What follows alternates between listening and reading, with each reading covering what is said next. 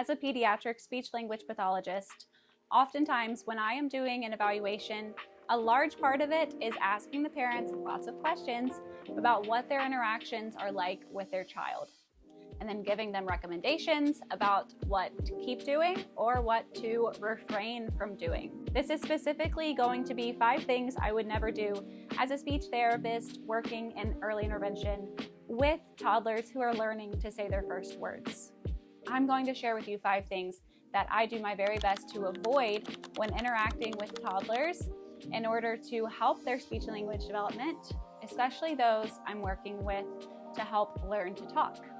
And I avoid doing these things because they're just not shown in research or in clinical experience to be effective methods for helping children develop with their communication skills. I'm Gabrielle, a pediatric speech language pathologist, helping you help your child connect with you and the world around them so that they can grow into the person that they are meant to be. The first one is I would never expect a child to do something the first few times that I help them do it or I prompt them to do it. This means when I am trying to elicit or help a child say a word, or simply get a child to say a word or sound, or even get them to do something as simple as roll a ball, I understand it is perfectly normal for them to not do it the first few times, maybe even several times, depending on the child. This is because I know that children need lots of repetition, lots of modeling, where they see and hear me say it before they will. And there may be a sense of unfamiliarity about me as a new person that they need to gain trust and comfort with. Oftentimes, in an evaluation, when a child isn't interacting as they normally do, a parent will say, "Oh, they do that all the time at home," or "They say that all the time at home." And I know that is perfectly normal. So even if a child already has a skill, sometimes it takes time for a child to warm up in a new setting. The next thing that I try to avoid when I'm working with children and helping them learn to say their first words is giving them the command to say words. This would look like say moo, or say bye-bye, or say mama. It may sound counterintuitive, but this phrase is known to not be very effective and instead to be counter-effective in helping children learn to talk, especially those that are delayed. Let's move on to number 3. The last thing I want to do is make a child do an activity or play the game that only I choose. A child simply must have motivation to participate, and allowing them to show me what they're interested in is the first step in setting them up for a successful time in speech and thus helping them develop in their speech and language skills.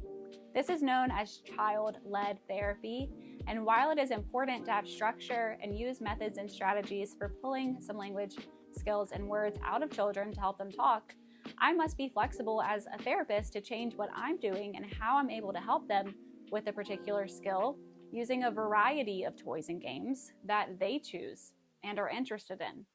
Otherwise, it can become an unproductive time for the child and for me. Letting them steer the wheel of the activities we choose automatically almost guarantees their attention, which is the first step I must accomplish when working with a child. So it makes that part easy for me. And letting them choose activities they're interested in, rather than planning it all for myself and giving them no choices, gives them a positive association with speech and learning. And who doesn't want that? It leaves them coming back and wanting more, being happy about it, and little do they know that they are developing speech and language skills along the way. The next thing I would never do as a speech therapist specializing in toddlers learning to talk is I wouldn't expect them to repeat words before they already repeat actions. It is common for a child to come to speech therapy because they aren't saying words yet. And of course, that is the parent's top goal and initiative. And believe me, I understand that. However, a child first learns the concept of imitating words, for example, through imitating gestures and actions like clapping their hands, throwing a ball back and forth, or even something more communicative like waving hello or goodbye. You do it, and then they do it. It's a simple concept that helps them learn the art and science of copying a word or sound with their mouth. So before we focus on copying and learning to say words, if a child isn't copying any actions or gestures, then we want to start there. The last one will be so simple once you hear it, but it's often overlooked, so it's just as important as all of the others. I would never expect a child to copy even gestures or baby signs before they have good attention skills. And by attention skills today, I mean maintaining attention and sharing attention. Maintaining attention means they're looking at you. They're interested in you. How can we teach them anything if they move on so fast and can't look at us or pay attention for a sufficient amount of time? Another word for shared attention is joint attention. This is when you and your child are sharing attention in the same thing, and it's as if you're communicating to one another without the need to say anything that, hey, this is interesting, I like this, we're both looking at this at the same time, and we're both interested in it together.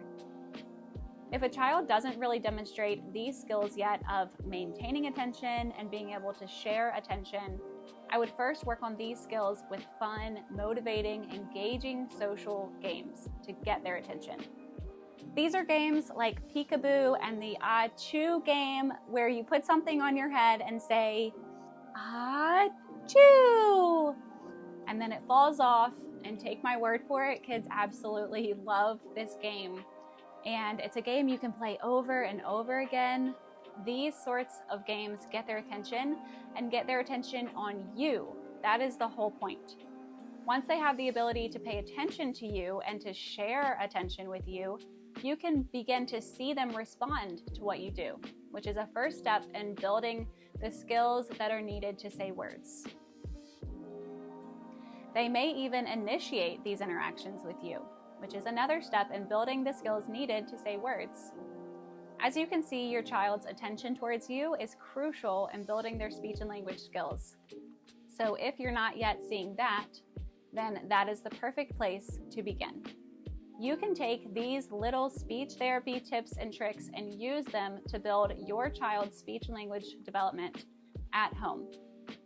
As always, please don't forget that if you do have more specific questions or concerns about your child's development, then please speak with your pediatrician or a local speech language pathologist about your child's development. If tips like these on helping your child develop through their milestones is something that you want to learn more about, please hit the bell icon to subscribe so you don't miss any new updates. And to help you know if your child is on track with their communication milestones, you can get your free roadmap to birth through 5 years old communication for free in the description below. Before you go, type down below what types of words you're practicing with your child and what you're doing to engage with your little one at home, so you can give some parents who are watching some inspiration and some ideas. Let me know down in the comments what you'd like to know more about so that I can make more resources just like this for you and your family.